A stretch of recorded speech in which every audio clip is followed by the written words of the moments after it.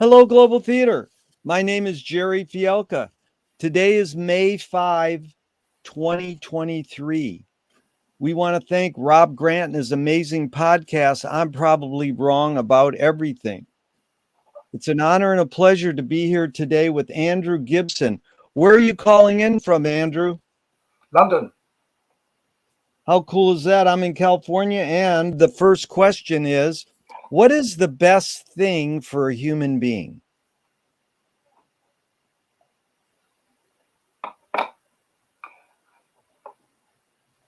The best thing. I don't know I could generalize about it. For me, I think what's kept me going throughout my life and career is, I guess, absorption in a kind of work and thought that really pleased me in itself.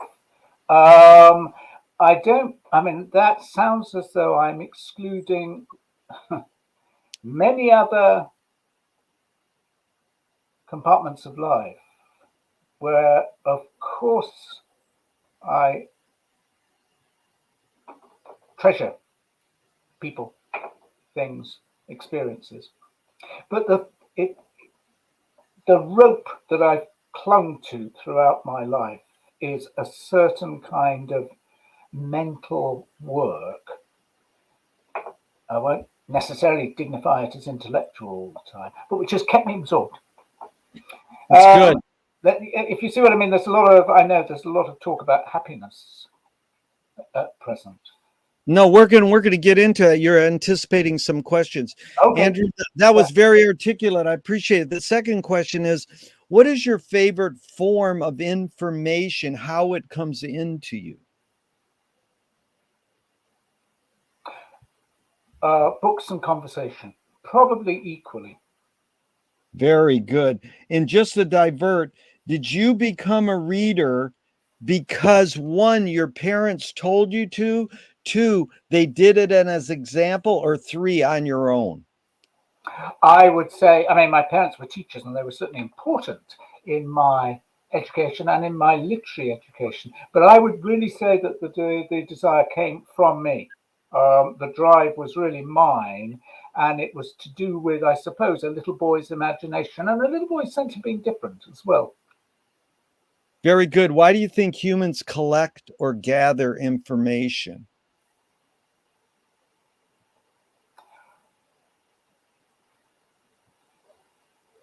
I guess it gives them the sense, the feeling, perhaps sometimes the illusion, that they are more in command of the world if they feel they know an awful lot about it, or feel that they are very, very informed about it, or these days, of course, feel that they can access information about it. It solidifies the world for people. It gives the world a certain kind of hard presence, which I can see that people very often need. Yes. Is this need or want to collect information more innate or more invented? I think I think it's more a question of culture than nature, certainly. And of course, it has historical forms. It's historically being molded and remolded all the time. We know it is. So I guess I would have to come down on the side of, of culture rather than nature. Yeah, I think so. Yes. Do thoughts create emotions? Oh, yes. Mine do. Mine certainly do. That one I can answer very straightforwardly. Thoughts create emotions, but I would also be tempted to put it a different way. Thought and emotion are inseparable for me. Yeah. The two are bound up together. I live my thought. I don't really understand, much though I might respect them, more academic minds who actually switch on the process, if you see what I mean, switch it off at the end of the day. It's a job for them. I live my thought all the time. Yeah. Fill in the blank, Andrew. I don't know what I think until I know what Foucault said, until I write. Is that true of me? I think in a certain kind of way it is, actually. I mean, I think, I don't know what I think until I see it take some kind of, or until I see or hear it take some kind of material form. That's, I think, what I would say. That is very interesting. You taught me something good there, because McLuhan says, I don't know what I think until I write it. So you're saying Foucault said that? No, excuse me. I got it backwards. McLuhan says, I don't know what I think until I say it. Joan Didion says, I don't know what I think until I write it. So you're saying Foucault and Joan Didion both said until I write it. Yeah. I don't remember Foucault saying anything very interesting about speech, actually. But he no doubt does. He says so many interesting things about so many interesting things. Yeah. Can humans think without language? No, I don't believe so. I mean, I've had that discussion with people over the years, and I don't. I mean, I suppose I'm sufficiently a materialist to feel that actually, how would you understand it? How would you recognize thought other than in words? I suppose, though, Jerry, it partly depends on whether people talk to themselves or not. If you see what I mean. I mean, I think, when I'm thinking, I'm talking to myself, if you see what I mean. And my conversations with other people are extensions of my talking to myself in a way. I guess there may be people who don't have the same experience of thinking. Another question that would interest me is when someone like, as it might be, Wittgenstein, wants to get beyond language, is he then, or rather, when he recognizes the limits of language, is he then positing or implying that there's a world beyond that it can be thought, but nonetheless not grasped in words or not? I don't know. Yeah. What Chomsky says, a language is not just words. It's a culture, a tradition, a unification of community, a whole history that creates what a community is. What do you do when language doesn't work? When language breaks down, what do you do?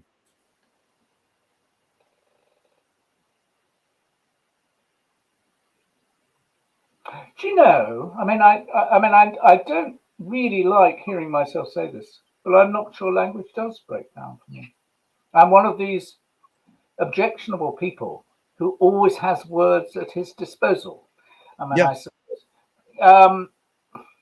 I'm not sure I'm happy about that, nor do I believe that that's, as it were, that I don't believe that language captures the whole truth of things. But that's a different question, of course, anyway. I don't believe that language is all.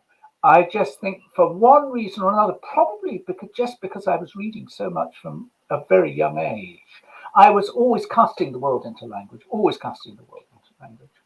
So I don't really know how to,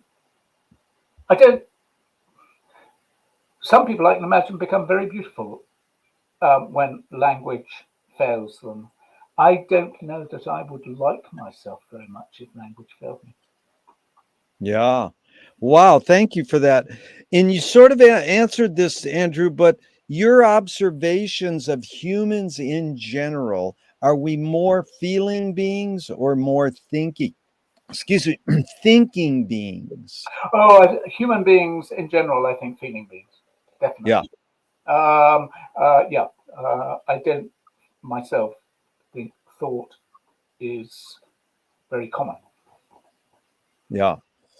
Two questions from Alan Turing in the 50s. One, is thinking a function of the soul?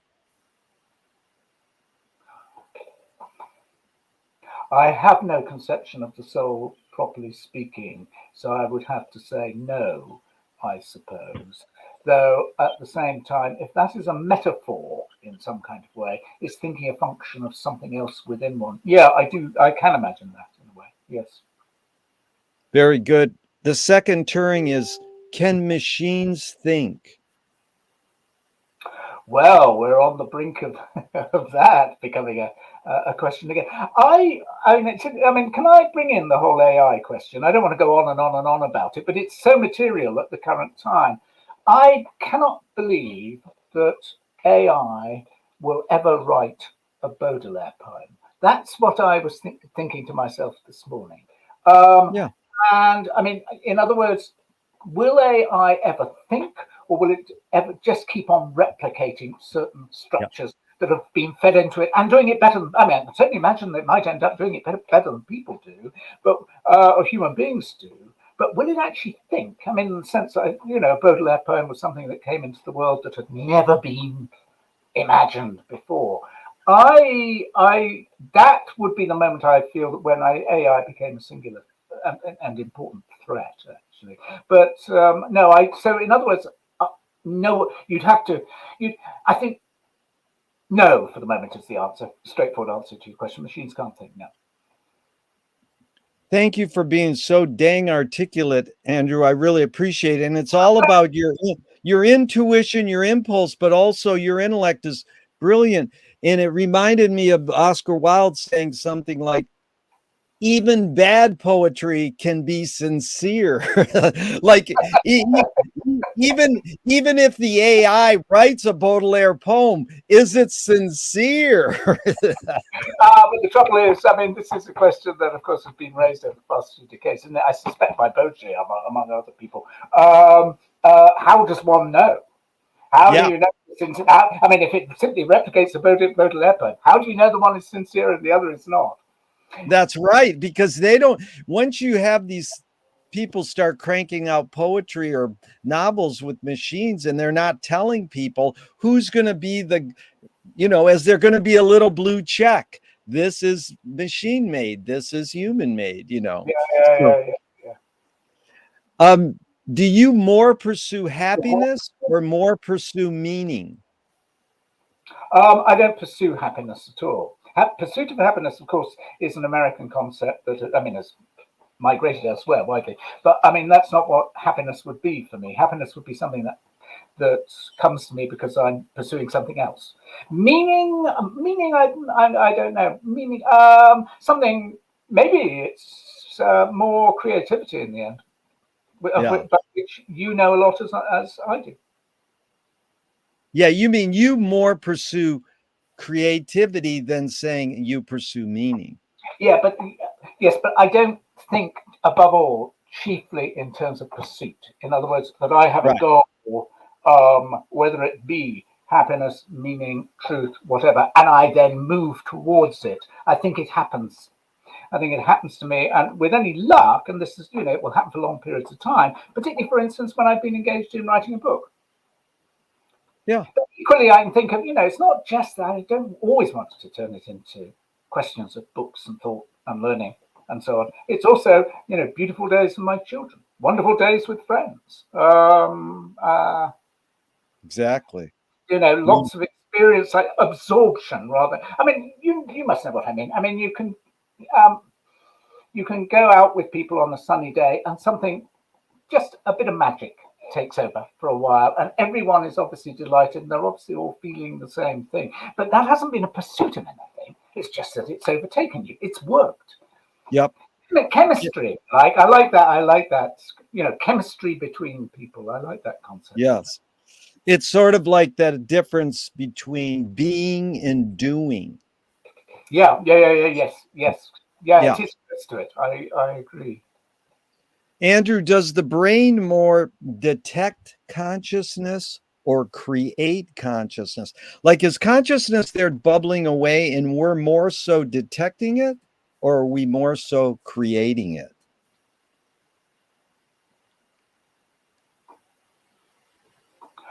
Gosh, you do ask some questions.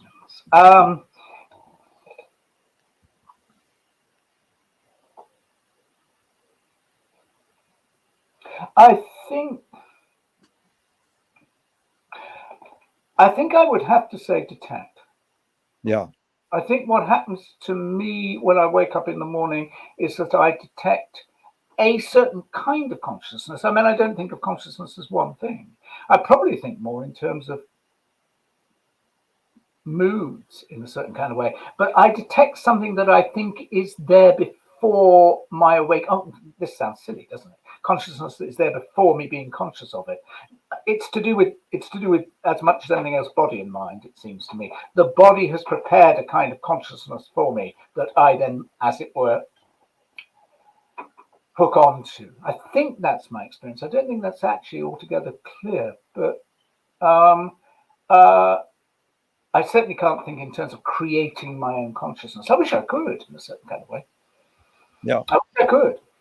No, well, Andrew, it's interesting because you get it. What this series is really about is me and you versus the wording of my questions. So I'm always for changing verbs and words in my questions to make them, just better. I don't know, just to for that to grow, that process to grow. So I appreciate.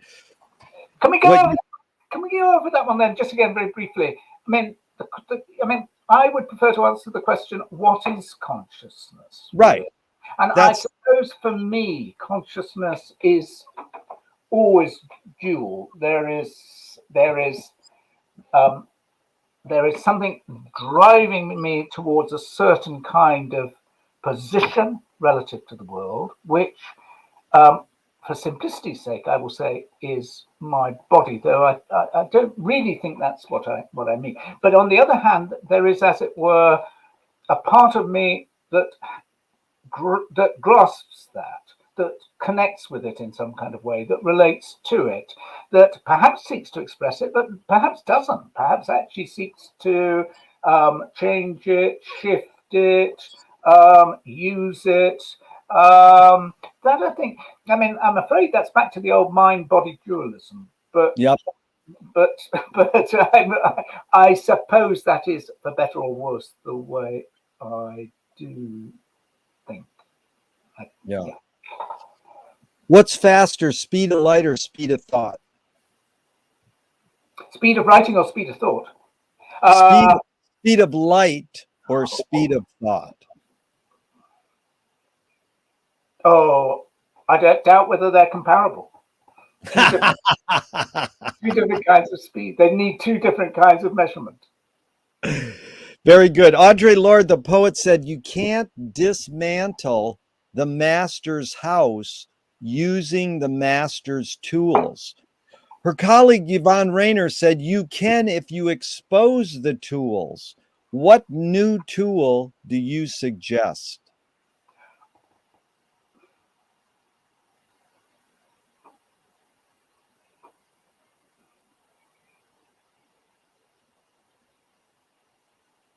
I'm not sure. Again, I'm not sure I can relate to the suggestion of instrumentality in that. The idea that you can go out and find a tool and then change the master's house accordingly. I think it's partly, does a tool arise or does a tool emerge? Do you suddenly see a tool that you can use? As you may or may not know, I've done a lot of work on philosopher Alain Badiou, and I think that attempt to preserve the sense of the unforeseen event that can really make for transformation, that's very important to me, to the way I think, actually. Very good. We're going to get into this deeper. I appreciate what you said there. What new toy do you suggest? New toy? For what? Any kind of toy of any kind. Yeah, again, you put the questions into the context you want. Yeah, you said this from the start, of course. Yeah. What new toy do I suggest? I suggest that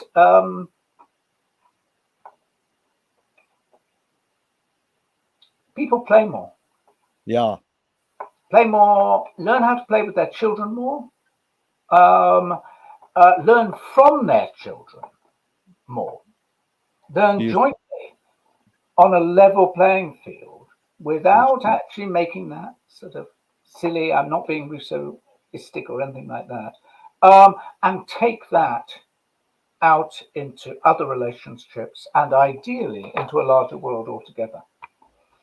That Really, I do feel very much, actually. totally agree. What do you worry about when you go to bed at night? You're talking to an insomniac. So, I mean, I'll just continue with that one for the rest of for the rest. No, just give me one worry. I'm not very kind to myself late at night, early in the morning. I am very, very self-critical, and that I think is what keeps me awake, and that is what tends to weigh on my mind very much. It's almost as though I had a good old-fashioned Puritan soul. I don't think I do really, but that certainly is what is what comes to me. Is what starts to happen late at night. Yeah. So Marshall, go ahead. dissatisfied with myself, which is actually, of course, quite a creative thing. There you go. That's what I was saying. Geez. Well, no, I've never yet felt, you see, that I've written a book that would actually allay my feelings of guilt about life. That's I think. So I keep on trying to write the book that will. Yep, Andrew, it's beautiful because Frank Zappa said, "I'm a failure, but I'm not a miserable failure." Well, of course, you must know, Jerry. You must know the fabulous Beckett quote about failing again. Oh yeah, we love that. Feel better. No one a better example. And of course, there you've got a man, a genius who was merciless in his own self-interrogations. Oh yeah, yeah, and we even take Beckett farther. See, my love of aphorisms is how you reinvent them and how you apply them and take them further, not just settle on them. And we take Beckett and go fail once and then fail worse. Then you can fail better, then you can fail worse, then you keep failing. Well, he's constantly playing with all of that. Of course, he's been very, very influential on me. Probably more in a certain kind of way. I mean, I've worked on him a great deal, of course, but even more on Joyce. But I think Beckett has probably been more influential on me in the end. Dude, that's the to be counterculturally correct. If you ask anybody who's better, Joyce or Beckett, you're supposed to say Beckett. Oh, really? Oh, right? Yeah, and Zizek, I've had it out with Zizek before because he thinks Beckett's better than Joyce, and we like. Yeah, I mean, Joyce was probably an earlier love than Beckett. Yeah, I think I read Joyce before I read Beckett when I was very young. But when Beckett first hit me, he hit me very, very hard, and he never went away after that. Yep. Joyce was easier to work on and work with, and there is so much there, and I have such admiration, deep, deep admiration for the genius. But Beckett is very special, I think. Yeah. Okay, Andrew, onward. We're going to get into that soon. Marshall McLuhan learned from Ezra Pound that artists are the antenna of the race. They're broadcasting and detecting the hidden psychic effects of our inventions, so we might learn to cope with what we don't like about our inventions. So, Andrew, I asked you the question Marshall probed his whole career. Why do we ignore the hidden psychic effects of our inventions, even though the artists are broadcasting them to us? Humankind cannot bear very much reality. You remember that quotation? Who said that? T.S. Eliot. Oh, T.S. Eliot said? Humankind cannot bear very much reality. That is, again, I mean, as it happens, I've been reading a lot about Baudelaire recently. And, it's why the artists and the poets very often turn into exemplary sufferers, is that actually, they're bearing a kind of, they're having to carry a kind of awareness that that people around them are turning away from. If you see what I think of Baudelaire, Up for Trial. You remember, for the banned poems in Fleur du Mal. An extraordinarily solitary figure, it seems to me, in a way. Yeah. And it effectively being persecuted for trying to tell people something that they just didn't want to hear. But of course, just to be pedantic with my academic hat on for a moment, Pound, McLuhan, but it also goes as far back as Shelley. It goes back to the Romantics, really, that the poets are the unacknowledged legislators. Yeah. That they lay down laws that are not acknowledged as such, but that may eventually be acknowledged. That's the bet. That's the gambit, if you see what I mean. That is really good, because super great experimental filmmaker, musician Tony Conrad said, the role of the artist is to break the rules that haven't been made yet. I like that. Isn't that a cool one? That's one of your aphorisms turned inside out, isn't it? No, I didn't. Tony Conrad said that one, but it is. That's what I mean. That's that's what he's done. He's taken the form of the aphorism and twisted. He has. It's beautiful. Do artists have moral obligation? I can't prescribe, really. I'm not a law giver myself. Do I? To recast the question slightly, to answer a slightly different question. When I was young, I would have said, morality had nothing to do with art, really. Art was beyond morality, and morality would always threaten to throttle it, smother it, and disfigure it. I suppose that's because I was conceiving of morality in a particular kind of way, as a lot of us did in the late 60s, then the 70s. Morality was something restrictive. Now I'm not so sure. Now I think, in a kind of way, one could do with more moral art rather than less, if you see what I mean. Again, that's the way it turns out, isn't it? Horses for courses. We are now in a very different historical situation. We can see the effects of the revolutions of the 60s and 70s around us. We can also see that they've had obnoxious effects in certain ways, and therefore it may be a moment when we actually need to think about the possibility of moral discriminations again. Beautiful. It falls right into this. Are you more afraid of new ideas or more afraid of old ideas?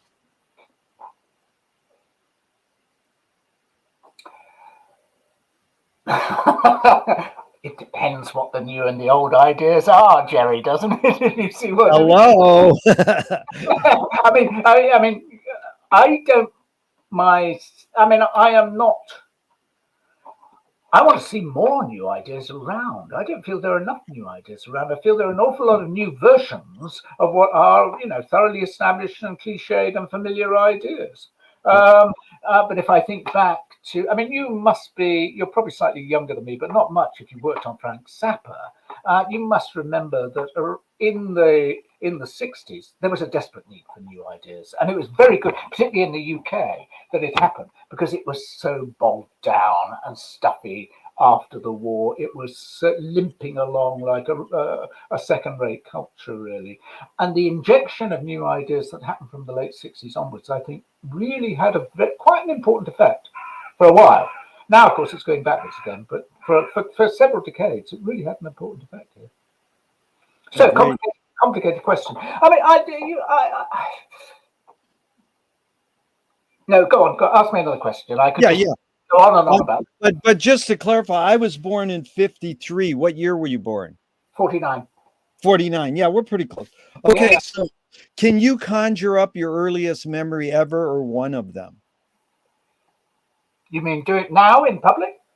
Yeah, if you want. Just briefly. No, I'm happy with it. I just wondered if that's. I wonder whether you ask, are you able to, or are you not? Yeah. Yeah. The childhood memory I always go back to is a very sad one, actually. It's coming back with my mother to the big house that we had. We didn't own it, but we lived there in Cornwall. Very beautiful area. And we got to the front door, and I said, "What's that?" And I looked over to my right, and there was, as it turned out, it clearly was, a mother bird hopping around, flapping her wings and crying feebly. And her little chick had obviously fallen from the eaves of the house, wasn't able to fly, had crashed to the ground and was dying. And it was indeed dying, because I, of course, was very upset by this. So I persuaded my mother to take the little bird in, but she said there's going to be nothing we can do for it.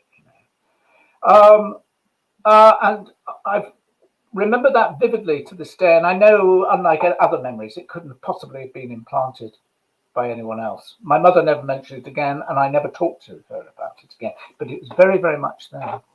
Wow. And is memory more a curse or more a blessing? I tell you what, by the time I get to my age, I just feel I want a little more of it. You know. Hello. I mean, no, it has to be a blessing. It has to be a blessing. It slightly concerns me that, I remember Michel Serres said in a lecture about 20 years ago saying, we're not going to have any memories any longer. It's all out there. And he pointed to his laptop. And I know that more and more of us do this all the time, and I do myself. But it seems to me there's a real danger in that. I mean, not, I think, principally intellectually, though I do know that my memory is not what it was when it comes to, for instance, quotations, because I don't need to remember them any longer. Remember one word, I just Google the rest, if you see what I mean. That's it. Actually, to do with remembering all the things that make up a significant life and a significant set of relationships, if you see what I mean. Memory was an integral part of people's growth, development, and enrichment in a large sense, if you see what I mean. It worries me that there's so much less of that around now. Yeah. Tell me someone within your immediate family and then outside your immediate family, just briefly, who had an impact on you, kind of like a role model, and what specifically was that impact? Yeah, I can do that very readily, actually. My uncle Garth, very like my father, but again, I'm going back now to the age of 2 or 3. I think my parents, when my brother came along 2 years after me, just sort of handed me over to Garth for a while. And he was a wonderful man. He was a big man, very hearty, very warm, and very warm and very, very affectionate and loving at a time when English men, particularly just after the war, were not. He'd had terrific ability to give emotionally. I mean, he misbehaved in a lot of ways. He used to pretend that his car could smell beer, and then he would drive, and I would be sitting in the back like a little pea bouncing about in the back of his car, and he would drive into the forecourt of a pub and then not be bring me out a lemonade and then not be seen for half an hour. But he was an anarchist, and he was a bit of a Joycean figure, but he was wonderful, and everyone loved him. He spread all of that around him. That is beautiful. Now, outside your immediate family.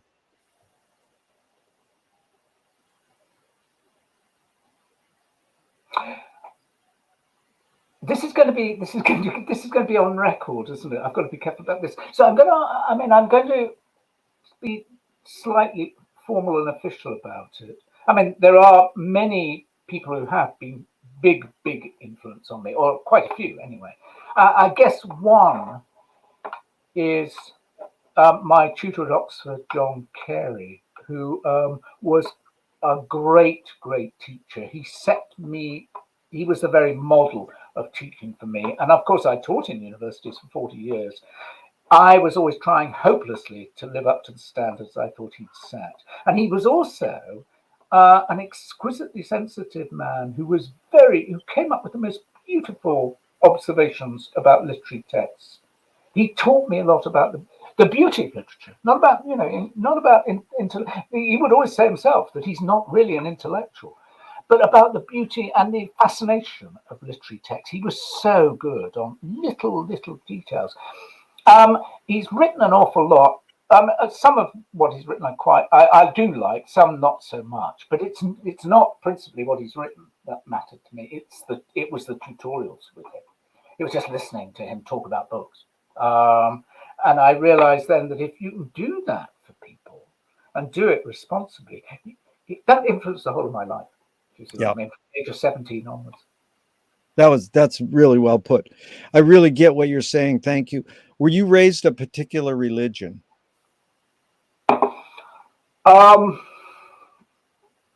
A bit like Bloom in Unity. Remember Bloom in Unity has been baptized Catholic and Protestant, and has also decided he's an atheist and a socialist. My mother came from a Methodist family, and her father was actually a minister.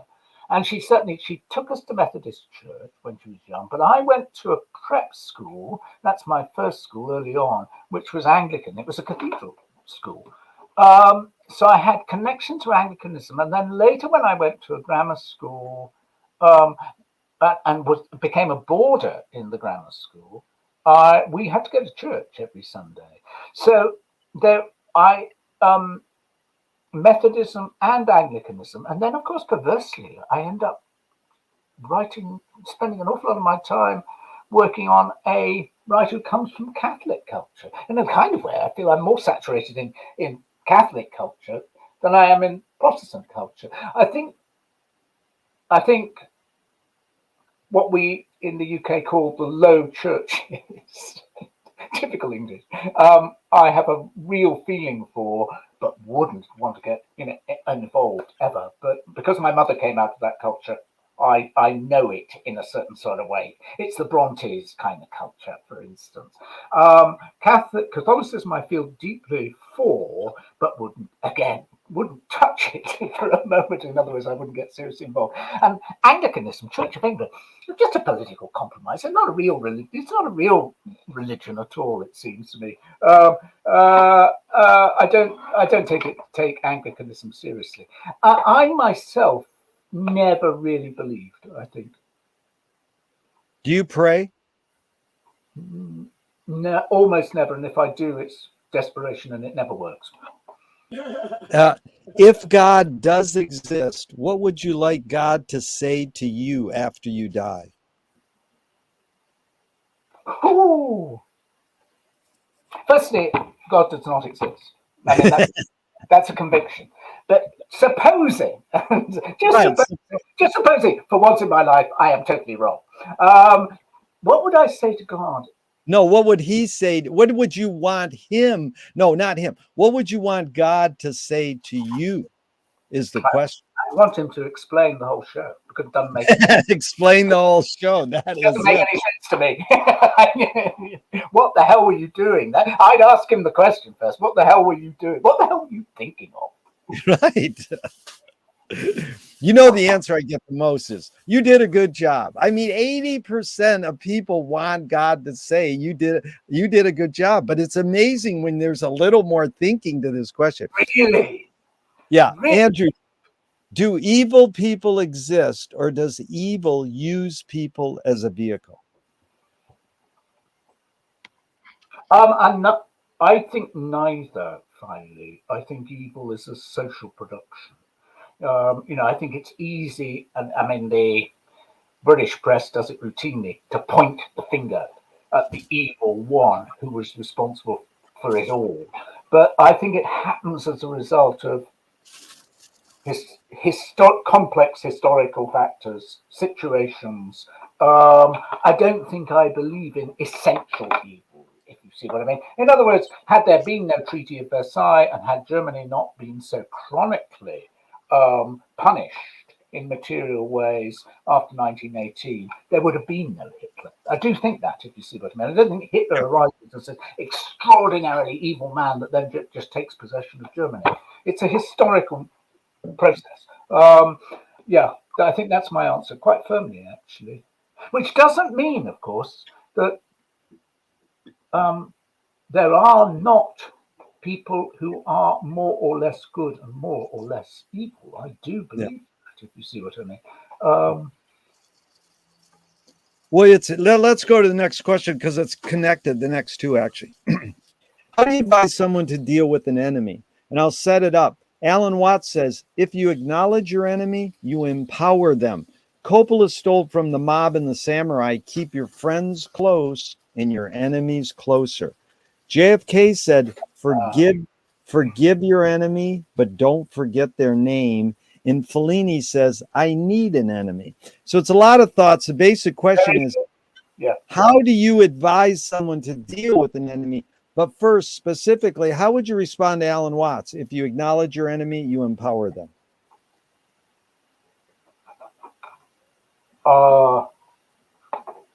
Yeah, that may be the case, but maybe, I mean, and I think this is there in other aspects of your question.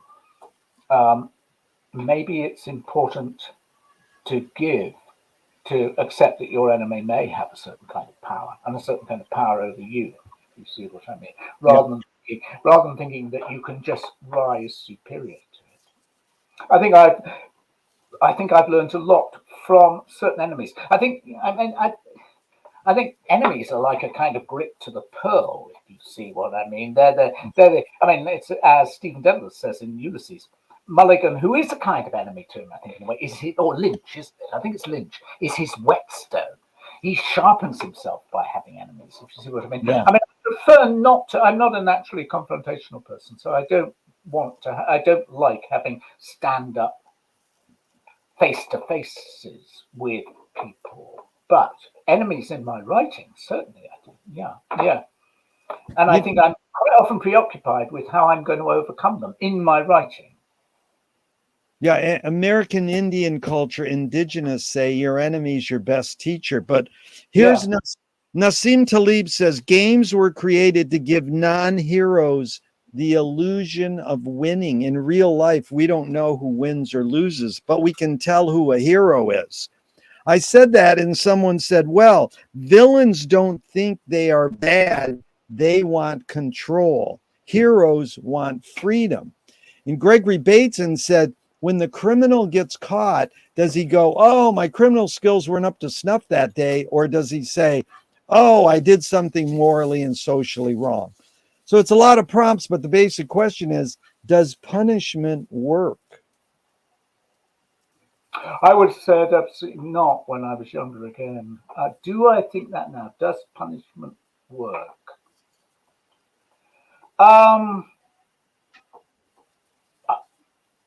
Depends upon what you mean by working. Does it work by reforming? Does it reform people? Well, it does seem to some of the time. I mean, humane punishment with programs in place for helping criminals reform, etc. I don't see what else one does socially other than, I mean, I think you need to keep people off the streets. There are some, going back to good and evil, I suppose. There's some very nasty people out there. Does it work? Ideally, I would always, for instance, be opposed to capital punishment.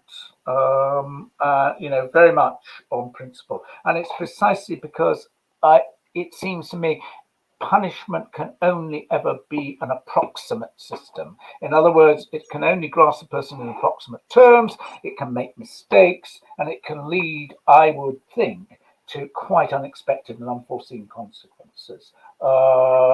So it's important not to make the forms of punishment too dire and too final. Does that make sense? That makes a lot of sense, and it's well put. Andrew, James Joyce was the first projectionist in Dublin over 100 years ago. Allegedly, he checked out and said, this is stupid. Why should I go inside a building and see a movie of a tree when I can go outside and see a real tree? Years later, Faulkner said, sometimes the best fiction is more true than journalism.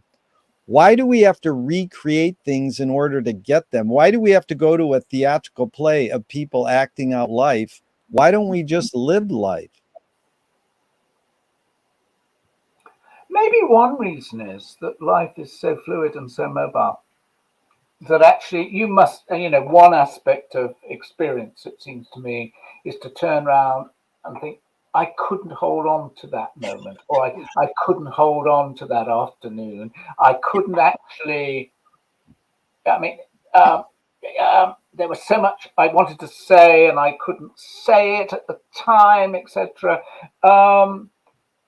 Everything changes too fast in a certain kind of way. And so fiction representations are ways of slowing it down and giving it meaning. And then that's not to say that, of course, fiction is a falsehood, but rather that it gives experience a certain kind of structure, allows us to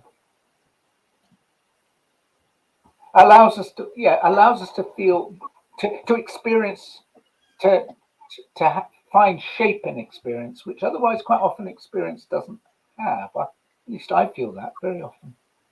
Yeah, it reminds me of Auden, the poet said something like, the mystery of art is that we don't know if it activates or pacifies us. I can see why Auden would have said that. Begins by thinking that his poetry ought to activate people, and later on wants his poetry to pacify him in a certain way. What do I think? Yeah, pacifying in a certain kind of way. But then I think it does. But I think it can do either. Actually. Right. When I think about this kind of question, which is what pushes me towards the idea of it having a pacifying effect, is Blanchard.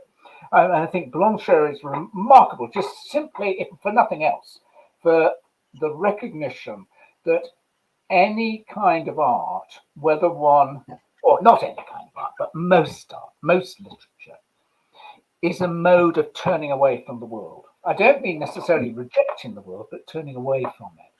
It's a mode of disengaging, and then re-engaging, but re-engaging at a distance. That seems to me to be fundamental to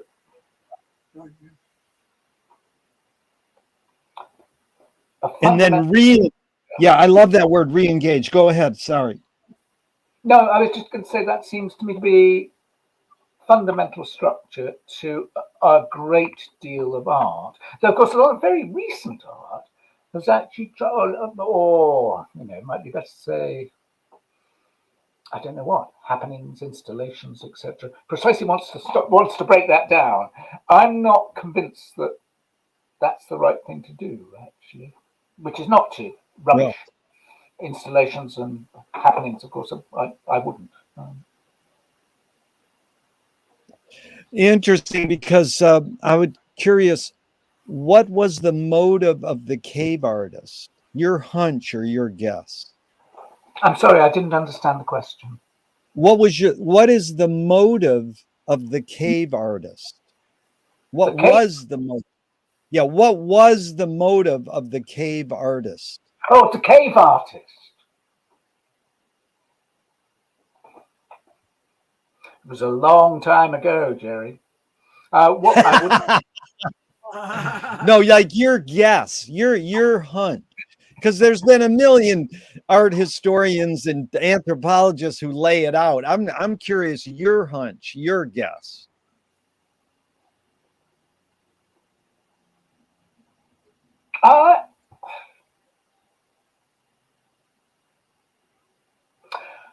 All right. I mean, just trying to come up with something original on that. Possibly the recognition that something seen, probably chiefly seen, wasn't it? Because these are visual images we're talking about. Something seen had left an impression on the mind, and that then the cave artist perhaps wanted to translate the impression left on the mind back out into the real world, if you see what I mean. In other words, to express the form in which the thing seen had presented itself. Perfect lead in. T.S. Eliot said poetry is outing your inner dialogue. What language is your inner dialogue in? My inner dialogue. I mean, literally, it's in English, I'm afraid. Occasionally I have dialogues with myself in French. Those are really the only two languages I can have in the dialogue. Is that what you meant? But also metaphorically, yeah. More like, what form is your inner consciousness in? Or Oh, yeah, yeah, no. I mean, I mean, my quotation would not be I didn't know the Eliot actually, but Yeats. Out of the quarrel with others, we make rhetoric. Out of the quarrel with ourselves, poetry. The quarrel with oneself is quarreling with yourself. Remember, I said this is what I do in the middle of the night. The quarrel with yourself is really for me, how you write books and how you make books better. In other words, you introduce something else, put another and a different kind of weight in scale, if that's the right kind of image, because you know the limits of where your mind has been taking you, if you see what I mean, because you know the limits of your previous thought. I mean, I think I'm always asking questions about what I write, what I say, and that it seems to me is one of the great and most important features of art. I mean, wouldn't it be a better world if our politicians quarrel with themselves rather than quarreling with others all the time? That's like, and Andrew, they should, the debates, the best idea is when you have a political debate, you can't cut down your opponent, you can only praise them. So you could only say what's the good points of your opponent. But that's, again, flipping it. I wanted to clarify the Yeats. Out of the quarrel with others, you get what? Rhetoric. Out of the quarrel with others, we get rhetoric.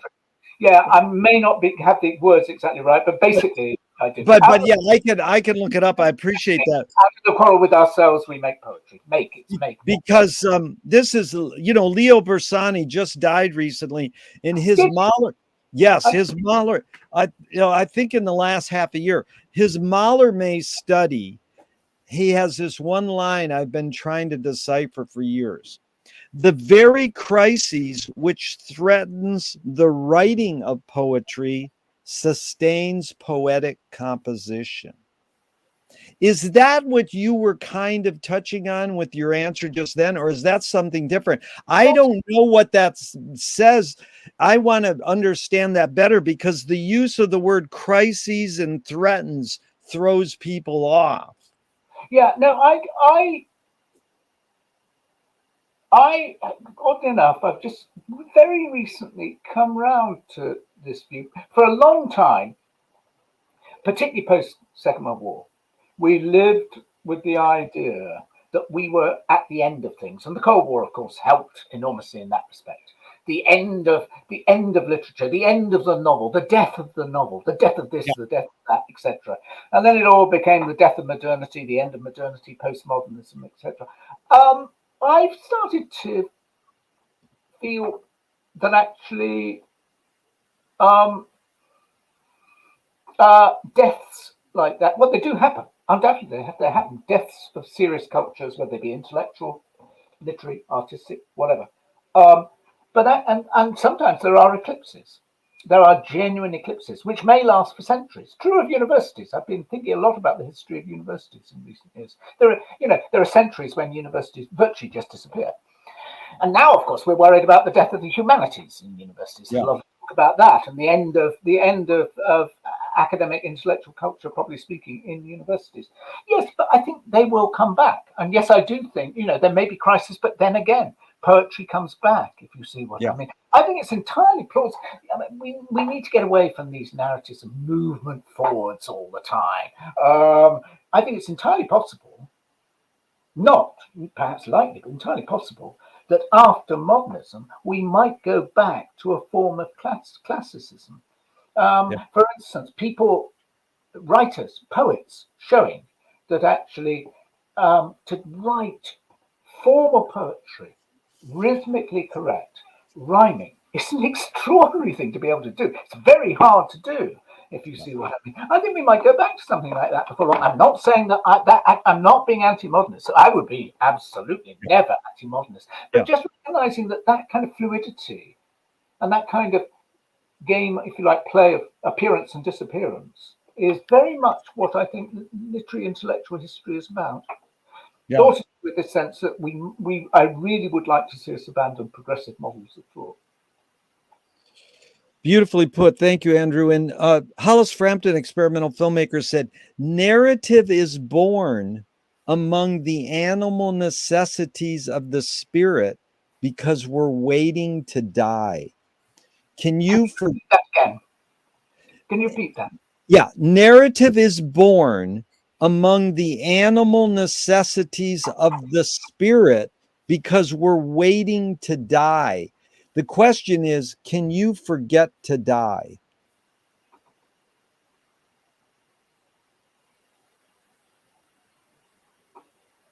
I think you can live as though you are not mortal. Yeah.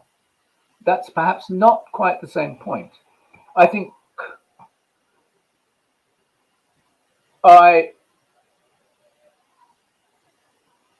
feel myself, I've never been particularly preoccupied, well, certainly not since I was a teenager, with my own mortality and my own death. I know people who are. I mean, I know people, probably most people I know, who are very apprehensive now at our kind of age. Maybe I am becoming so now belatedly, but for a long time I lived as though I was going to be immortal. I don't mean I believed it, of course not. Yeah. I'm not stupid. But rather that I lived as though it was a matter of indifference to me. And I still do feel that to some extent, which is not the same as being terribly macho and saying,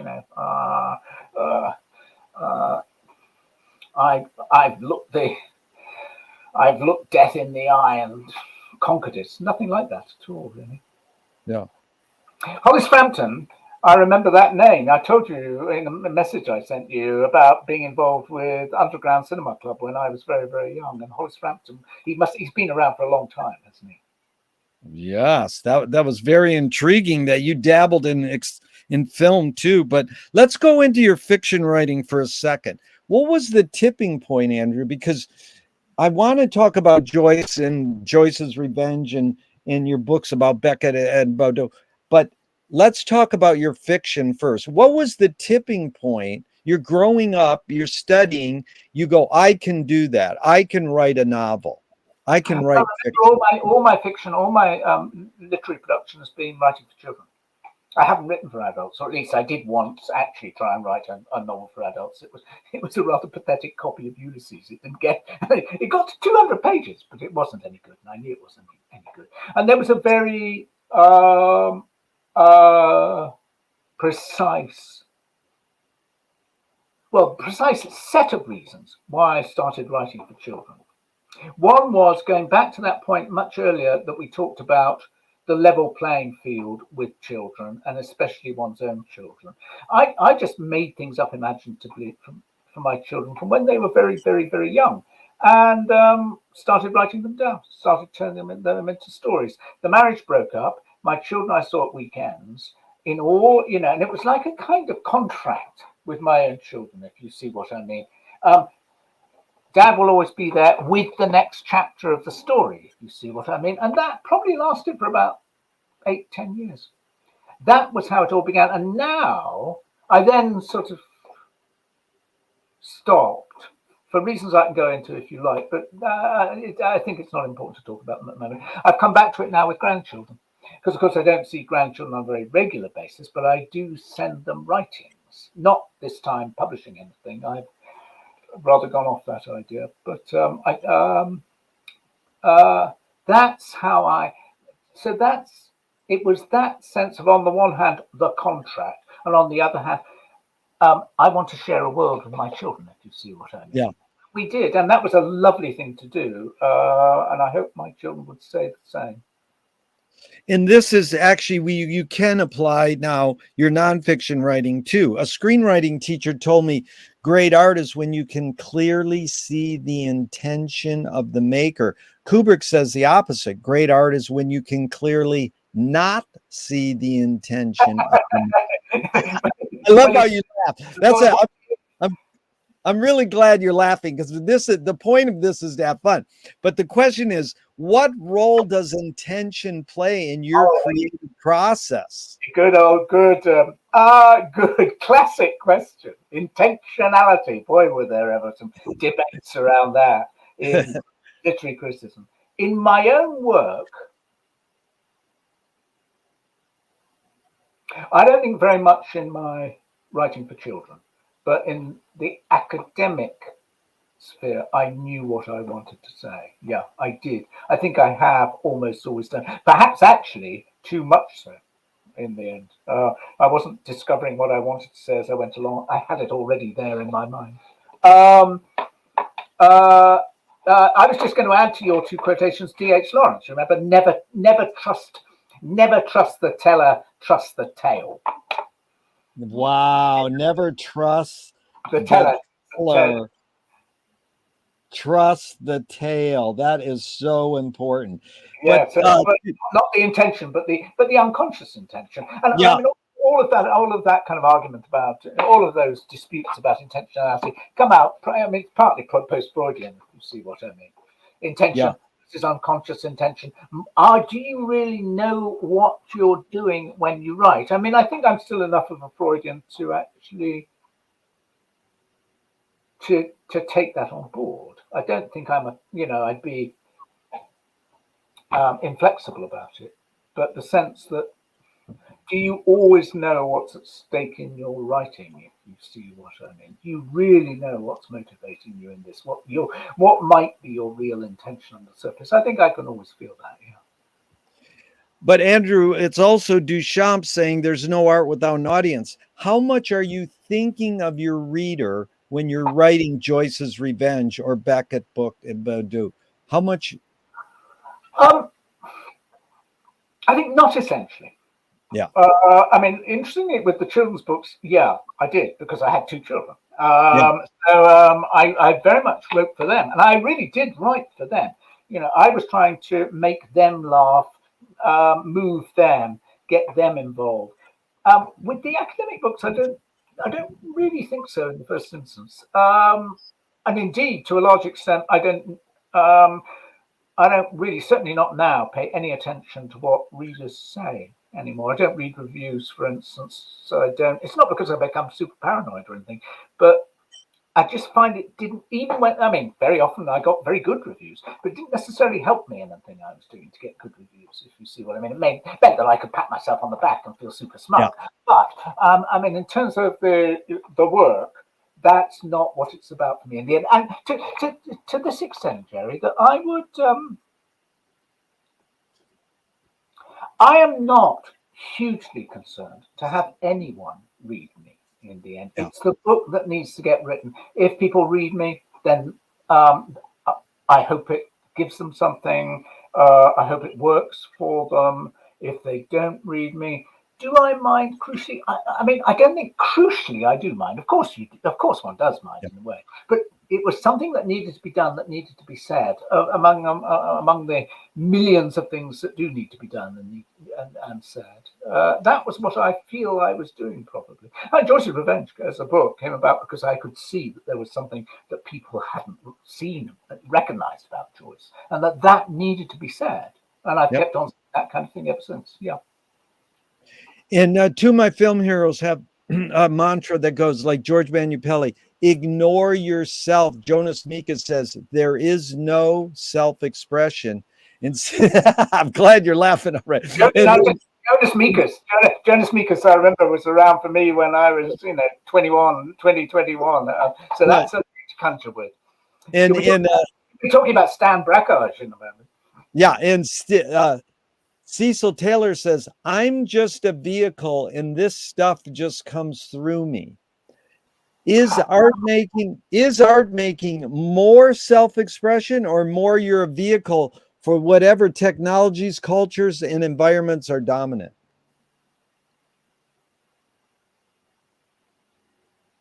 Or are you a vehicle, again, for something that needed to be said? That would not necessarily be a question of a culture or environment, but would a sense. I mean, almost Kantianly, if you see what I mean, something from outside yourself that needed to happen.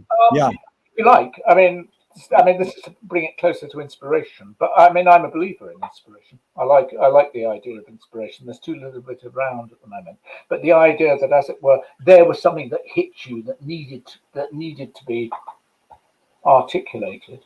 That I think. I mean, I don't think of anything I've written as primarily self-expression. I can see that there are important elements of myself in it, but I don't think of it as primarily self-expression. I think of it again as something that needed to be said. Really, I felt to be said. Can art making be egoless? Oh, surely, yeah. Wow. Yeah. I mean, no doubt about that.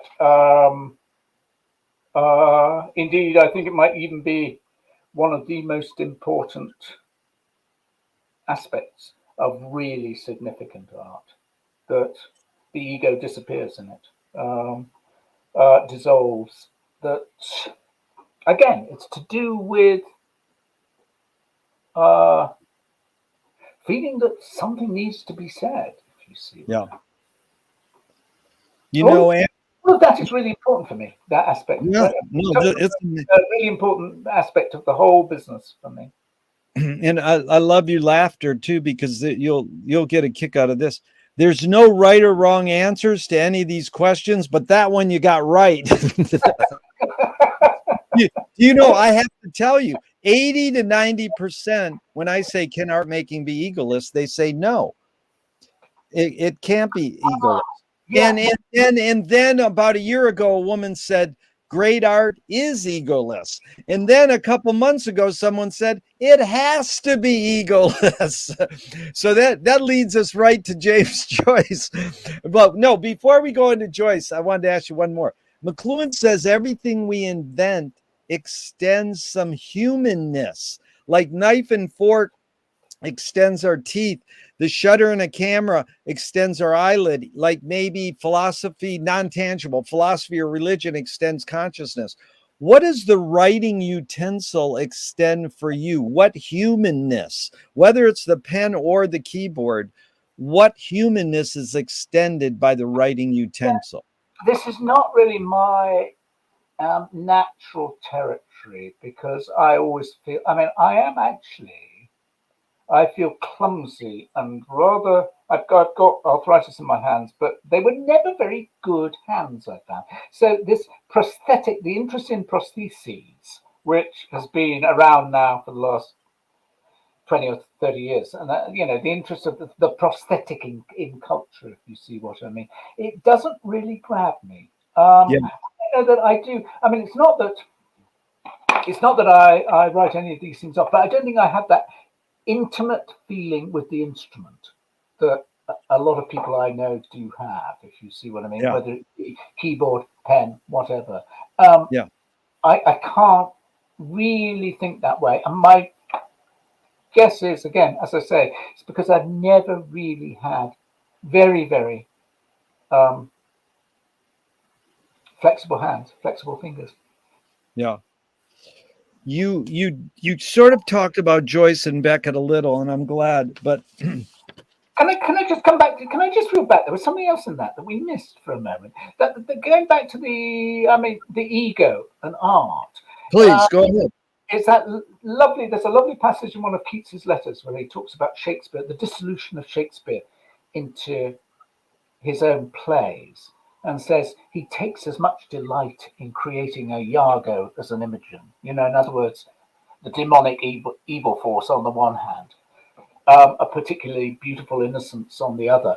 That actually, that kind of fluidity, that actually might be at the heart of a certain kind of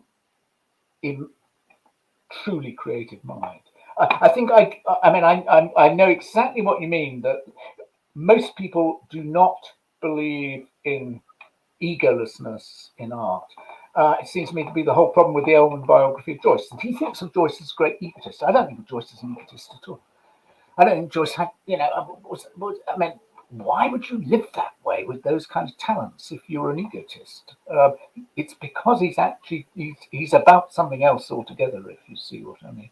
But I think it's actually not very common for people to understand that about really, really important art. Is what you're touching on what McLuhan called suspended judgment, or Pascal said, in order to understand anything, you have to know this end of the spectrum and that end and everything in between. So he was saying, McLuhan was saying, having suspended judgment is understanding is not having a point of view. It's trying to, recognize the patterns and get a comprehensive view. Then you're able to talk about this and that. Yeah, but also, I mean, not exactly that, I think. I appreciate everything that you said there and everything that you quoted. It's also Coleridge on Shakespeare, where he talks about him as the chameleon poet. In other words, he's certainly dressed, it's just as it were, that's the way a certain kind of creative spirit works. I wouldn't say all creative thinking by any means, but a shapeshifter, if you see what I and Keats talks about negative capability, when the writer is capable of uncertainties, mysteries, doubts, without any irritable reaching after fact or reason. That again, it's back to suspended judgment, but also suspended definition. If you see what I mean. Admittedly, this is all coming out of romantic aesthetics, but then romantic aesthetics was extremely important for us in the way things have continued anyway, it seems to me. It reminded me of Woody Allen's film Zelig, where he takes on that chameleon. He sort of just. He would understand. Yeah, he would understand. Yeah. So what was it? What was the kickover point, the tipping point for Joyce? And it's basically this line that I talk about: epiphanies and everydayness. Was there an epiphany when you started reading Joyce where you went, oh, this is the direction I want to go to, and why? Why did I want to get, as we say, knee deep in the swamp muck of Joyce? That's a very good question. There isn't an original epiphany. I mean, I was reading Joyce. I think I first read Portrait at the age of 14. And I loved it, and I loved Dubliners, and then a teacher put Ulysses in front of me at the age of 16. But I wouldn't have think that it was self-evident that Joyce was going to be very, very important to me until much later. I can be very precise, though, about a second very important little period. And this is, I think I'm in my early mid-30s, very unhappy period of my life, and I have sabbatical leave. And I don't even know what you didn't need to specify what you're going to be working on those days.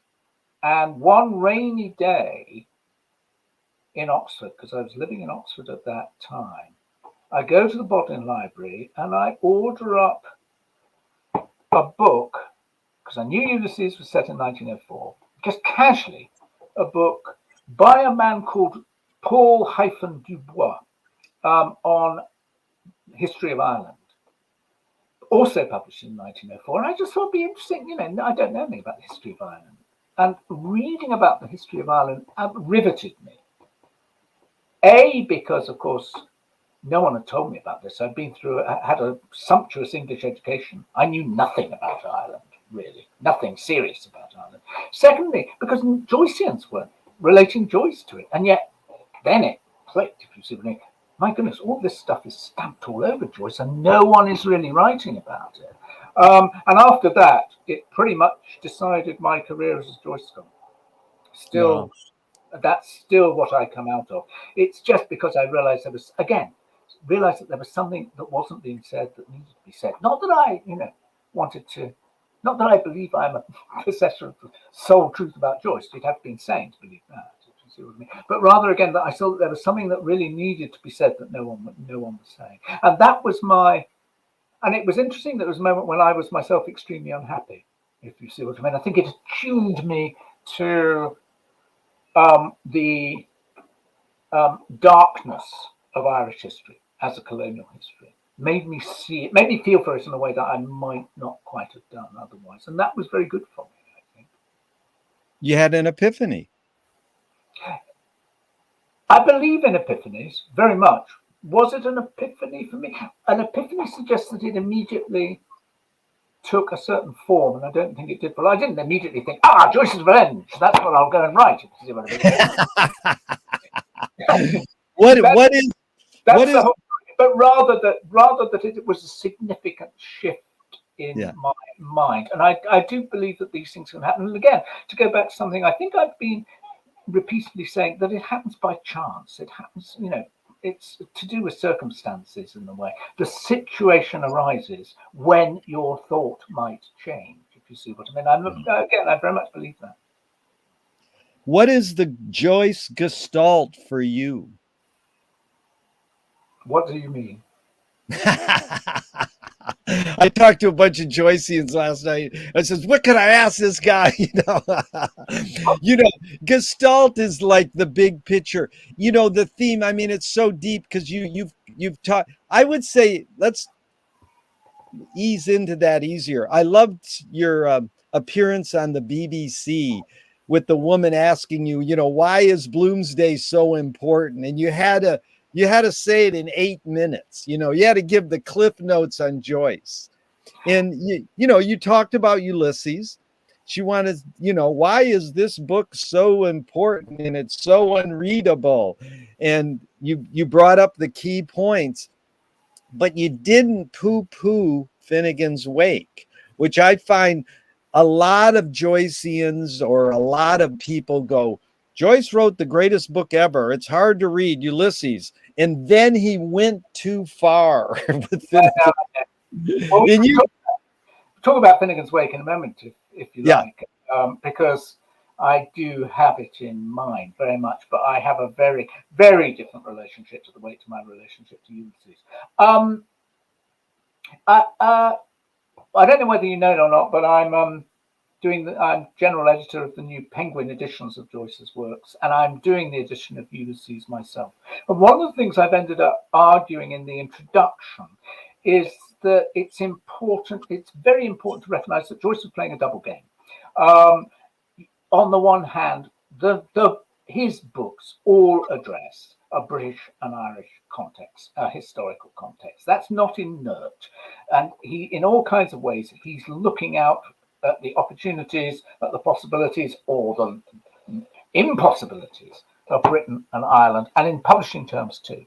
At the same time, of course, he's in Europe. He's moved.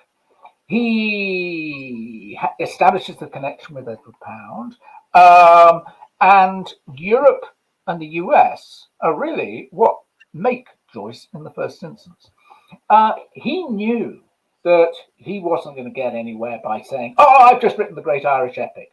That wasn't going to go down anywhere at the time. And he sees that there's something else that he has done in the process of creating the great Irish epic, which is to create a great modernist avant-garde text that takes ideas apart and transforms them and produces a whole set of innovative breaks, if you see what I mean. A double game, precisely. He can wear the one hat, he can wear the other. But obviously one hat, the experimental avant-garde modernist, is going to get him a lot further than the historically focused writer. And yet, it seems clear to me when you read a lot about, Irish friends visiting him in Paris and so on, that's what they talked about all the time, if you see what I mean. That, I think, is the Joyce Gestalt. And also, what I mean by that is that both aspects are crucial and valid, and there's no way in which you can dispense with one. It's just one of the reasons I did the work I did was that all the main work had been on Joyce the modernist, and no one had actually looked at this other side, this other dimension to his work. Finnegan's Wake. Do you want me to talk about Finnegan's Wake? Let's start out by Finnegan's Wake. This is my question I love to ask Wakians. How much do you get the Wake, and how much did Joyce get the Wake? Like from 0 to 100%. How much did Joyce get the Wake? You know, he said about Ulysses that he knew the meaning of every detail in Ulysses. That I believe. Did he do that in the wake? I think not. Actually, I don't think he did. I'm not. I'm still really don't know, but I don't think it's a product of the same kind of mind as Ulysses. Actually. Yeah. So, how much did Joyce get of the wake? Probably about 70 to 80%. How much do I get out of the wake? I mean, I think, how much do I get of the wake? Patches constantly. I mean, my experience of the wake, and it's the reason why I haven't written on it yet, even at this advanced stage, is that I get 5 or 10 pages when I think, yes, that's exactly, I can see exactly what that is doing. And then there are another 5 or 10 pages when I think, what? And what is the connection with what has just gone before? And I can't really buy into good though some of them are, into the rational scenarios that have been produced about the way, that this is the plot, these are the characters, this is how it all fits together. I don't think that's unimportant, but I just think that without this recognition that it's a book that comes and goes, one doesn't really get enough of it, if you see what I mean. So I would say about 40 to 50%, I think I get. Yeah, that's good. I'm glad you said that. The other 40 to 50% is a complete. But there's one key question: do you read it out loud with the group of people? I haven't. It's all. Can I cast that back several years? Because of course, COVID and other things have really changed all of that. At the moment, it's all virtual. Did we in the past? Yes, though I didn't read. I don't know why, but very seldom has anyone suggested that I read passages from Ulysses or Finnegan's Wake. I guess it must be because of my horribly English accent, if you see what I mean. They tend to find other people to read it out loud, but we always do. Yeah, someone will always. Yeah. Well, that's a key, because I'm curious also, these two sort of cliche themes in Joy: silence, exile, and cunning, in to forge the smithy of my soul. Those two, how have they continued throughout Ulysses in the Wake? Have they? And is that important? That's the, any essence in those kind of early themes from Portrait bleeding into the others. I'm just going to forging the uncreated in the smithy of my soul, the uncreated conscience of my race. I mean, I think that's certainly what he was doing in both Ulysses and Finnegan's Wake. But I would say I'm not sure that he was forging Finnegan's Wake in a smithy anymore. Ulysses, I can see, is forged in the smithy. But Finnegan's Wake, I think that image doesn't really work any longer. There's something more fluid. There's something more broken about it. Something more fluid. Something more, obviously, really indeterminate about it altogether. It's interesting. I've been working just over the past few days on the 1922 text of Ulysses, and I think there's a kind of way in which, particularly the last 3 chapters of Ulysses, he's actually getting more and more careless in a way. He both when he was, in the sense that he doesn't care if a word in the middle of a sentence begins with a capital letter. He doesn't care if he abbreviates a word in one place and then has the full form in another. And he let that go through even when he was producing his errata list for the 1922 edition. He's losing the iron will, which is, of course, a good thing in a certain kind of way, one might think. Yeah. But Finnegan's Wake comes out of a different kind of part of his mind. But I'm sorry, I'm not really answering the question. In short, do I think he was forging the conscience of his race? Yes, absolutely. Yeah, very, very much. That's a part of the way in which I think about Joyce. And it's still neat, but race, the question of race and what race means to Joyce is, of course, a delicate matter in the end. He uses the word, though, of course. He does keep on coming back to it. And he clearly means that there is a distinction between Catholic Ireland that had never had a literature, properly speaking, or had only the most sketchy and fragmentary of literatures, and Protestant Ireland, which had already created its glories, if you see what I mean. Clearly, when he says uncreated, he's talking about Catholic Ireland. I don't see one can interpret that in any other way. Beautiful. I asked a friend who wrote comedy, can satire be destructive? And he said, that's the job of satire. But, you know, but you know, if me or you produce a cartoon, yeah, if me or you produce a cartoon in a certain country and they kill us, some people think dying is destructive. But Swift compared satire to a mirror in which people could see every face but their own. Tell me, what is the function of satire, and specifically Menippean satire, in Joyce? Oh, I wouldn't remember enough about Menippean satire now to be. Well, just satire in general. Is this double game that you talked about Joyce is doing? It sort of reminded me of Frank Zappa also, who said, I'm very serious about being not serious. You know, some of these fits with Joyce.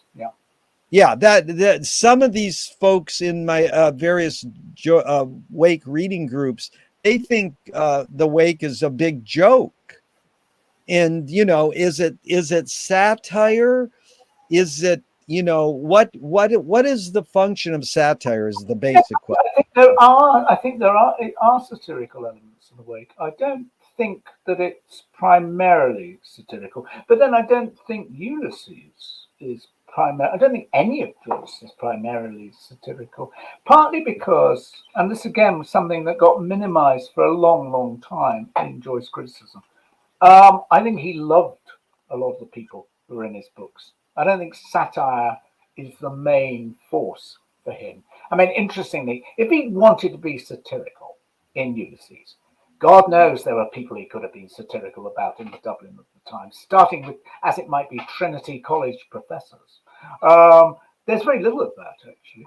You know, he's satirical, I suppose, up to a point about Mulligan, maybe Haynes. I don't think that he's really being satirical about his father and his father's friends hanging about in the pub all day at all. I think he loves these guys. I think he hung out there with his father and listened to them and absorbed, like this, you know, great sponge, everything, all their jokes, all their phrases, their imaginative way with language. I don't think he's I don't think he's a satirist in the way that Swift is. No, and I love Swift. I deeply love Swift, but I think the mindset is altogether different. Joycean satire, I would say, is much more directed at cultural forms, influences. They're actually discursive in a way. And one of the things, and this now coming back to satire in Finnegan's Wake, one of the things I pick up on in Finnegan's Wake very readily is how often he's making fun of English voices, not English people. It's not individual. Yeah. It's English voices, the way the English speak, the way that the vocabulary they use, all their stock phrases, musical ones as well. It's cultural.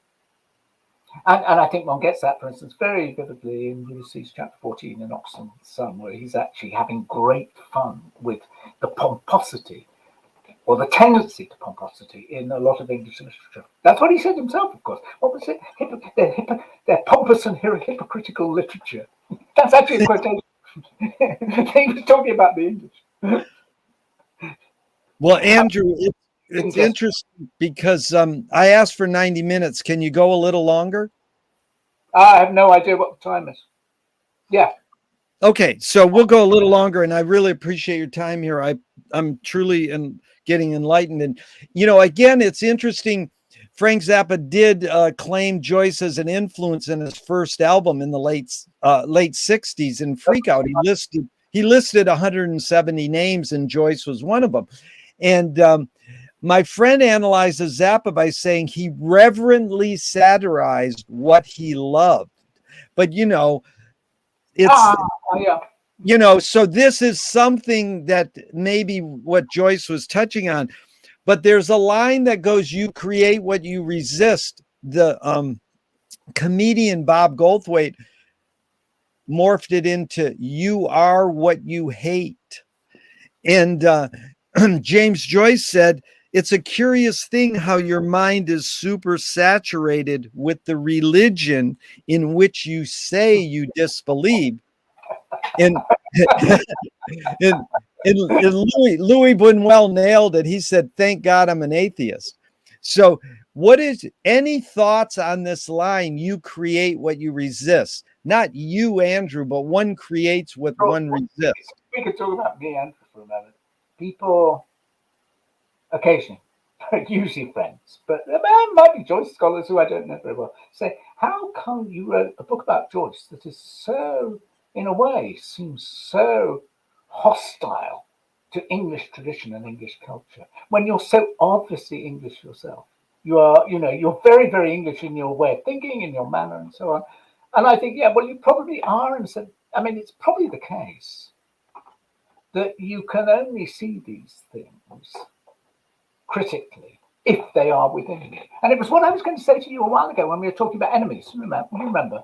And one of the things I feel has been helpful to me as I've grown older, I've had enemies in my life, but has been, even if I can't end up liking them anyway, and sometimes in an odd kind of way I can, is to realize how much of them there was in me from the start, how much there was always an element of projection, actually. And that is, I think, really, in other words, you can only see, if you look at someone else and think, you're a real bastard, you only ever think about yourself, you're always consulting your own interests, must be because you know a bit about that in yourself to start with, if you see what I mean. Not that you are a total selfish bastard, but that rather one recognizes these things as part of one's own makeup. And that therefore, yeah. What's more important, conviction or compromise? Conviction. And rarer, much rarer, real conviction. Joyce had it. I don't know. I am quite a compromising person. It just makes life easier. I do go for compromise. I don't like, as I said earlier, face-offs, confrontations. But I don't regard that as a strength of mine. Moshe Feldenkrais works with healing and movement. He says it's literally possible to identify a weakness and incorporate it to become a strength, rather than we're normally taught to overcome a weakness. Tell me a weakness you turned into a strength. One of my gosh.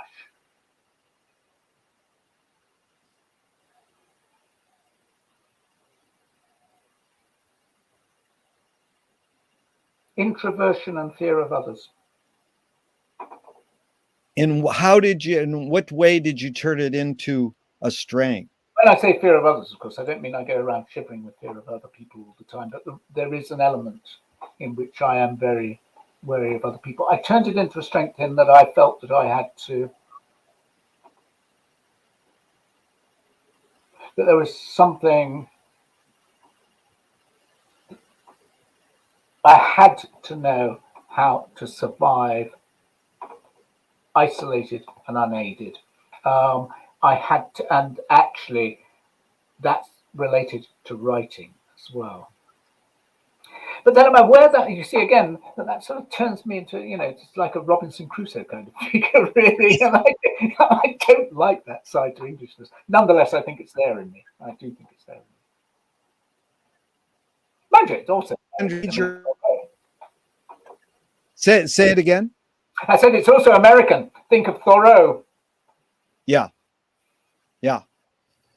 But tell me one major element of your Andrewness that has stayed the same in the years you've been doing what you've been doing, and one major element that's changed.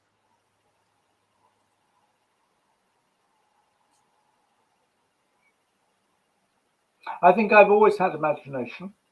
I don't think I was initially much of a realist. How about that? That's a succinct answer, Jerry. Yeah. And I think I've gained in a certain kind of. I realized I had to play a worldly game to some extent. Yeah. But there was always, and I'm very, very grateful for this, there was always a side to me that wanted to stay right outside it. And I think that's been enormously useful to me. And you're saying that's what changed, that the imagination and that what's changed? The imagination has always been there from the start with. A certain kind of, if you like, what did I say? A certain, I mean, I hate to use it because I don't believe it's true of me at all, but a certain kind of purity, intellectual purity. I mean, certainly not as a human being, but intellectual purity. But on the other hand, what changed was realizing that I had to find some kind of accommodation with the world. Yeah. In other words, I had to bite the bullet, if you like. Yeah. Is perception reality? No. That's my immediate gut instinct. No, absolutely not. Lewis Carroll said, I believe as many as 6 impossible things before breakfast. Have you believed in any impossible things lately? No. I regret it, but it's not what I feel as I get older. No. Anger can be a productive emotion when fill in the blank.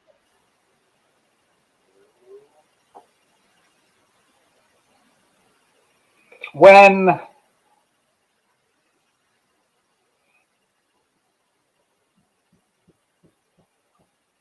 directed at the right targets.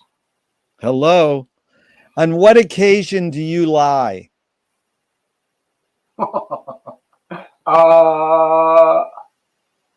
If I have to protect or defend or look after my children and my grandchildren, I will lie to them. I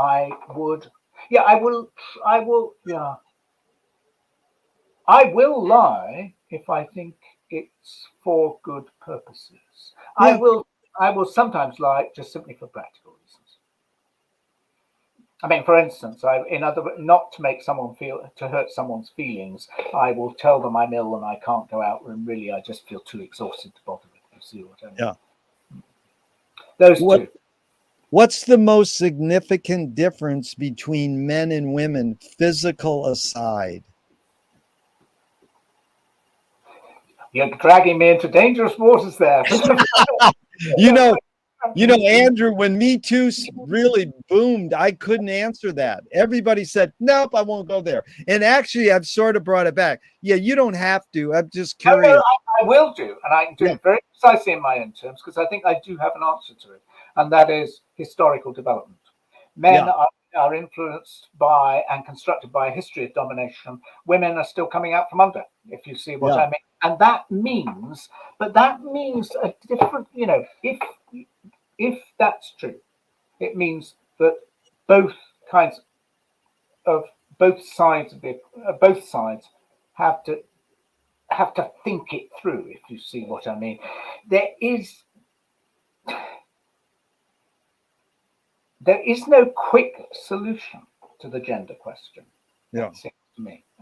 You cannot make up for centuries of wrong overnight, just like that. One has, and the more people think about and understand the history, the better. Because the better the things that come out of it may be in the long run, if you see what I mean. That would be all I have to say. In other words, I don't male nature versus female nature, I wouldn't know what that meant, really. What caused matriarchy? Where? What matriarchies are we talking about? I know too little. I know too little about matriarchies, really. I couldn't say. How do you find peace of mind? Wow. Try me again in about 5 to 10 years' time. Oh, I'm holding you to that. I would love to do one of these every year with you, Andrew. This has been enlightening. A few more. These are 5 quick Alan Watts questions, just off the top of your head in a few words. Number 1, who started it all? Who started all what? You answered a question with a question. You win. That's what the series is all about, inventing new questions. Number 2, are we going to make it?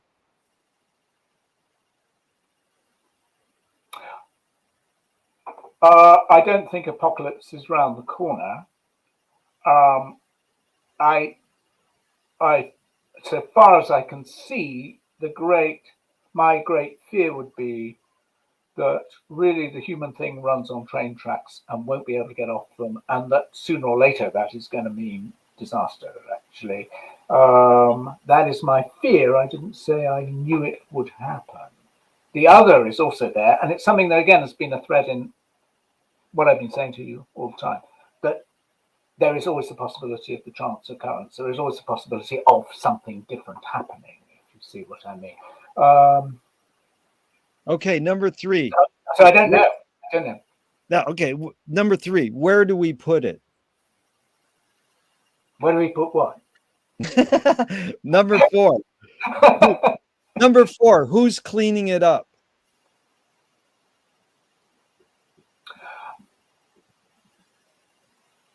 Again and again, the wrong people.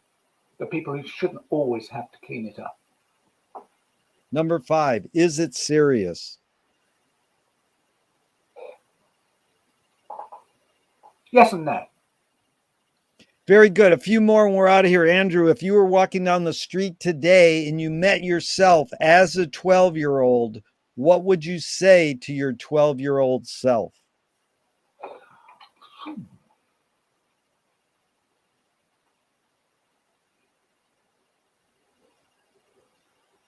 Make sure you enjoy the next 10, 15, 20 years. But I realize how hard it's going to be for you to do so. Beautiful.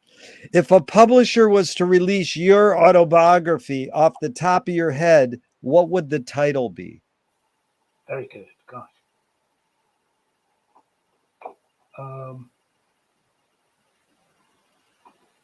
No, I couldn't do it. Can't do it. I've never thought of writing an autobiography. I've never thought of it. And I mean, again, it comes back to that point about egotism. I don't think I'm really interested in the concept of writing my own life. I have written a family memoir, which goes up until I was about 7. And then my children stopped me writing anymore because they said, we don't want all that kind of horrible stuff coming out at some point. So I stopped. And it's about 50,000 words long, but it's all about other people in the family. It's not about me. No, I couldn't tell you. The big danger would be you'd come up with some glib title that would actually sound terribly self-advertising, and I don't know. I don't know. Maybe something like "How's this for useless?" ? Nice. Okay, Andrew, they want to scent the glue in the binding of your autobiography. What smell? Oh my goodness! Now that I ought to be able to. So jasmine. Yeah, jasmine. Tell me something good you never had and you never want. Ooh, that's. Gosh, you come up with some great questions. I've never had, and I would never want, but nonetheless, it would be a good saintliness. Say it again. Saintliness. It was a word that came up very near the beginning. I've never had saintliness. could never be a saint. I would never want to be a saint. Saintliness. That is a good answer. But I admire very much people who are. People who are. Which way should toilet paper come off the roll, over or under? I don't believe this. But definitely over. Definitely over. Yeah, you should hear 95% people say over. The patent is 100 years old. It hasn't gone over. But the people who say under have their reasons. I don't think I even want to hear them, actually.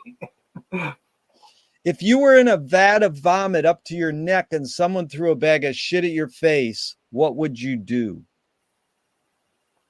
Do I have freedom of movement? You put it into the context you want. If I'm in a vat of vomit, I'm not likely to be able to get out of it very quickly, am I? I think I would feel pretty damn low at that point.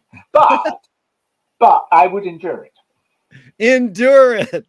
You know what it is? It's really the metaphor is Descent into the Maelstrom by Edgar Allan Poe. yeah. You study the patterns of the bag coming out of you, and you swoop your way out of it. That's what actually a young woman told me once when I asked her that question. I says, "That's a good answer." What's the cultural shift you see developing today that inspires you?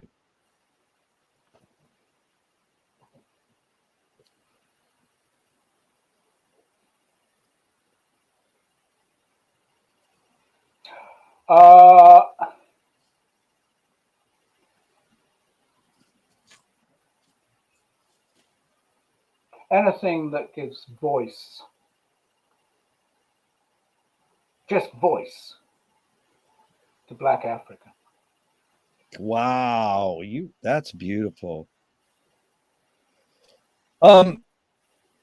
Andrew, how has your delve into Joyce shaped your behavior?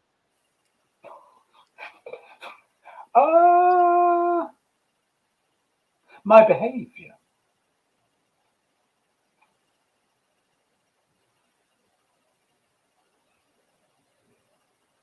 It's probably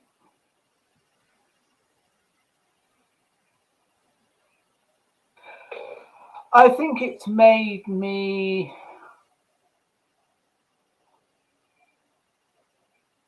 I mean, this wasn't the answer that first occurred to mind, but I think this is actually, I think it's made me more thoughtful. Yeah. I think actually, I have such a belief that Joyce is saying something very serious indeed, in ways that very often seem very unserious. Yes. That has made me very thoughtful, and I'd like to try and get some of that Joycean thoughtfulness across in what I still have to write about him. That's we didn't get into comedy much, but the two lines I always say,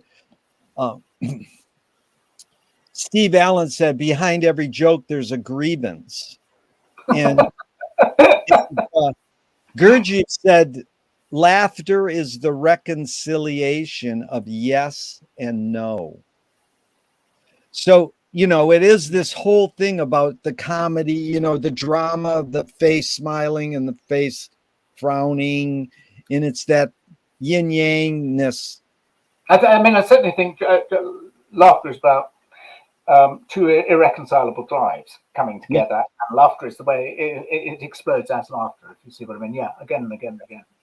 I'm a great believer in laughter. I just don't believe that laughter is the whole of things.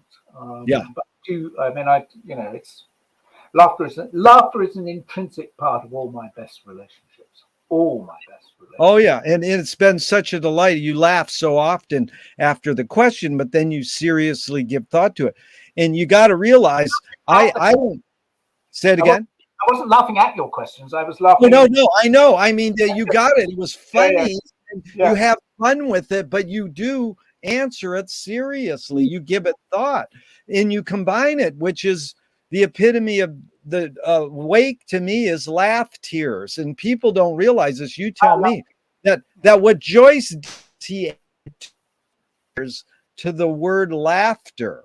Well, those two letters spell as A and S, which is simile, which is metaphor, and all language is metaphorical. So in the essence of just saying you laugh and you cry, that's the human condition. He also slipped in hiddenly that there was an as in there, the two letters he added to this one normal word. He was up to some strange things. Anthony Burgess was obsessed with Joyce too. He wrote 8 books on Joyce. He said, "We must now ask some very different questions about the relationship between music and life. What question remains unresolved for you in regards to Joyce?" Oh, I think it has to be. I mean, very simply, what exactly did he think he was doing in the wake? Because after all, what is it, 17 years of his life it Yeah. takes. He goes blind. I mean, or almost blind.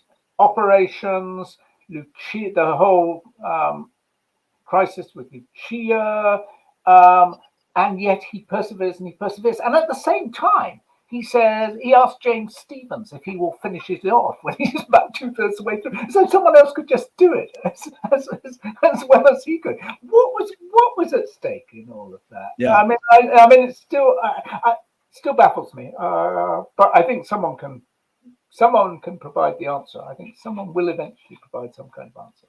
Well, that's simple, Andrew. My take is Joyce discovered ChatGPT, Zoom, the internet, and disguised it as a book.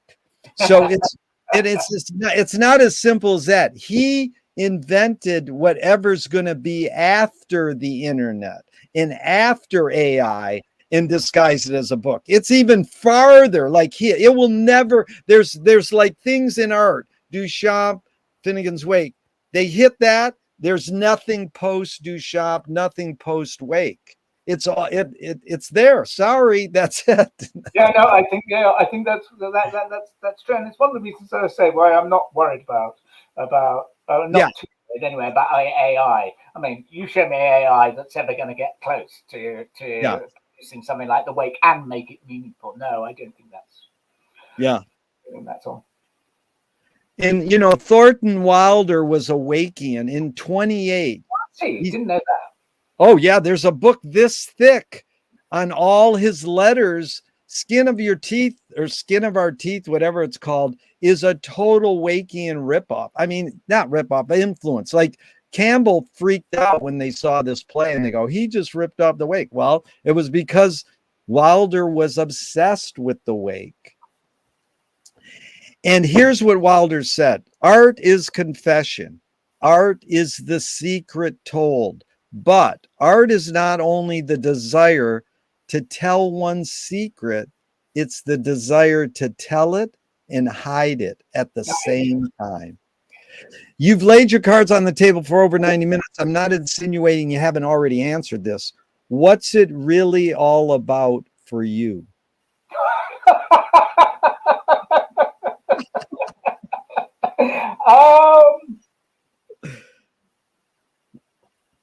A series of situations.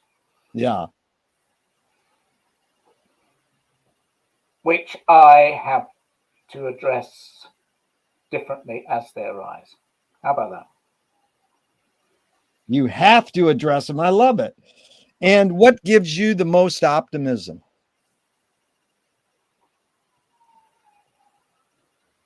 I think always the unformed character of young people and their malleability. That malleability is unfortunate in a way, though, because it suggests that people, they can be shaped by other people. Well, they can, of course, that's true, but they can be shaped for the good as well as by the wrong kind of people. So their malleability, their unformedness, their ability to learn. I'm not, emphatically not, one of these grouchy old men who thinks that the young are a waste of space. Yeah. Well, hope must always. To put it simply, hope must always lie in the young. Actually, seems to me. Andrew, that's the answer I get the most.